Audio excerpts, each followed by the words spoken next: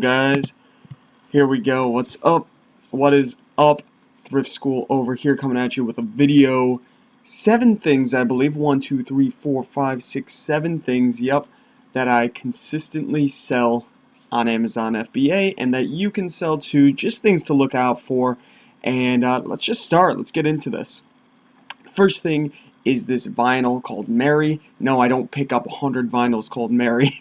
I just sell vinyls in general. Some have value, some don't. So don't just pick up every vinyl you see unless, Rolling Stones, Beatles, things like that are always going to sell for good money. Now, Mary, I had no idea what this was. I had no idea who it's by and what it even sounded like, right?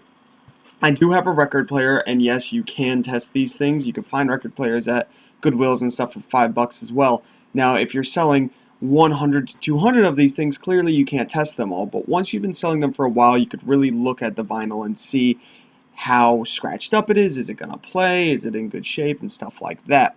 So this is something great. I sold this for $19.99. Next one are these audio cassette tapes. Basically any kind of media, mixed media. You could do the CDs, the blank CDs, the blank audio tapes, blank video tapes, blank this, blank that. They sell really well. I was the only one on this listing. It took a while to sell because I priced high since I was the only one on the sale. Now high for this was $19.99.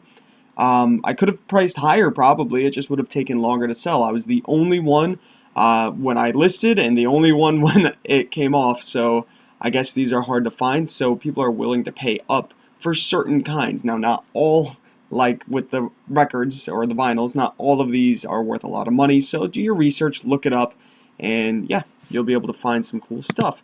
Next thing, toys. Everybody sells toys, and the crazy thing is, I mean, this picture's horrible. Look at this thing. You could tell this person just set it down on their floor, took a quick snapshot of it, but I listed it for $19.99. and it sold. Somebody else looks like they have the buy box at $19.99 also. And I mean, it's a horrible listing. The pictures are horrible. The list price at $11,000, saving 100%. Like, this listing is just real bad. But it was ranked, here's the rank right down here, 451,000 in toys. It took a while to sell, but it sold. And I got $19.99 for it. I think I paid $1.95, $2.95 maybe. So not too bad there. Next, video games. Come on, guys. Video games are so easy to pick up if you know about them. If you don't know about them, it can be quite daunting because there are tens of thousands of video games. And if you've been messing with them for a while, I've been starting a little collection of video games, things like that. So I kind of have a good, well-rounded knowledge of what sells, what doesn't. But there's always things out there surprising me. This one I ended up selling for $18.99. Probably picked it up for $1.99, maybe $1.95, somewhere around there. Usually sports titles are not priced as high as other video games, and the Street series is a pretty good series to sell. Next, this isn't really something that I always sell. I just thought it was unique, kitchen utensils, and I've heard people say that kitchenware sells very well, so I just figured I'd throw it in. I sold it for only $13.99 though. Now, it looks like I definitely could have sold it for more because used it's selling for $28.76 and new it's selling for $19.99. Mine was brand new. I sold it brand new for $13.99, which that just doesn't seem right now, but because I mixed them up.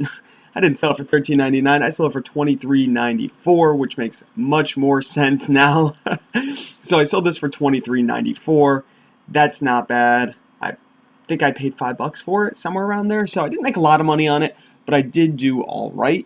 Definitely kitchenware. Look out for that.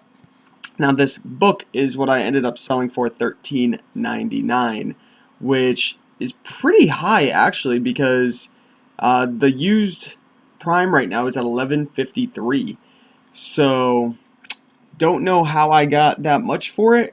It just happened. So books, guys, you can always sell books. Books are great. The only thing about books is they are boring to scan and they take a long time to scan if you don't know what you're looking for. 2 tips: textbooks, nonfiction. Those are 2 genres you can instantly scan a bunch of, and I'd say 1 out of every 10 at a regular thrift store is going to be worth something.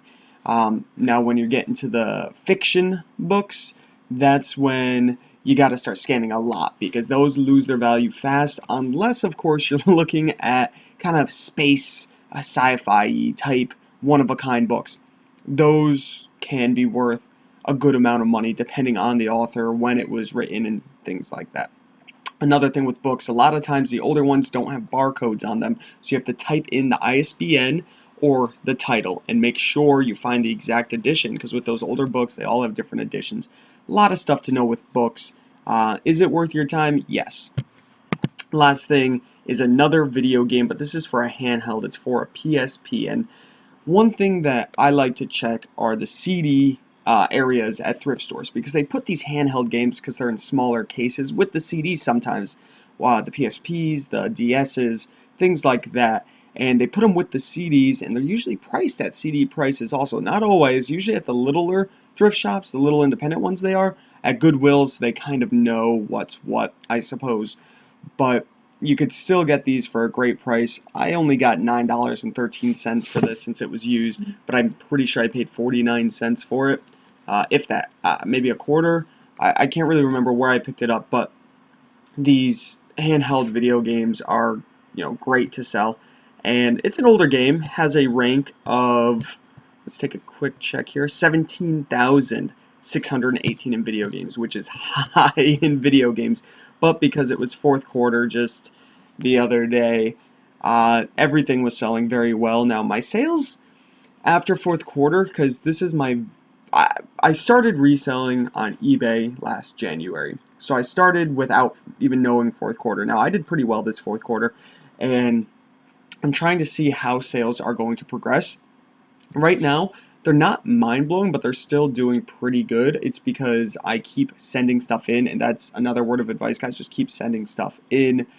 Don't just take a break because fourth quarter is over. Keep working, keep hustling, keep sending that stuff in. I just sent off a 3-box shipment. If you follow me over on Periscope, you can follow me on Periscope at Thrift School, all one word. Look me up over there. It's an app for your phone. I live stream. I brought people, about 30 people that were live, along to Staples to drop off my UPS shipment, and then I show a lot of bolos in there whenever I find things at stores that could be good RA, retail arbitrage, finds, things like that. So that's about that. I know I haven't put out a video in quite some time, and I haven't really done any editing or anything cool like that. I did get Adobe Premiere Pro, which I am working on. It is a lot tougher than I thought it was going to be, but this is better than nothing. I hope you learned a few cool things. This was 7 things that I constantly sell on Amazon FBA. Alright guys, see ya.